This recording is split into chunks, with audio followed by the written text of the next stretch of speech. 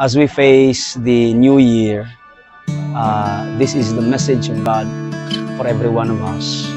In Isaiah, it says that the Lord will go before us, and the Lord will be our rear guard. Dapat nating maintindihan na si Lord, bago pa pumasok ang bagong taon, nakaprepare na ang mga bagay na ating pwedeng lakaran, na ating pwedeng daanan, because He is before us.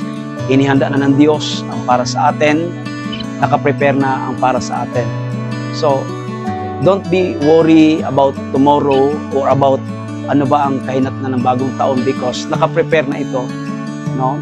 Hinanda na ng Panginoon. At higit sa lahat, ang sabi po doon, and the Lord will be our rear guard. Sa paglipas ng bagong taon at lumipas na yung lumang taon, kalimutan na po natin yung nakaraan, because si Lord na po ang bahala sa mga bagay na nakalipas na. Mga kapatid, tandaan po natin na si Lord ay laging nasa unahan natin, and the blessing will only follow us.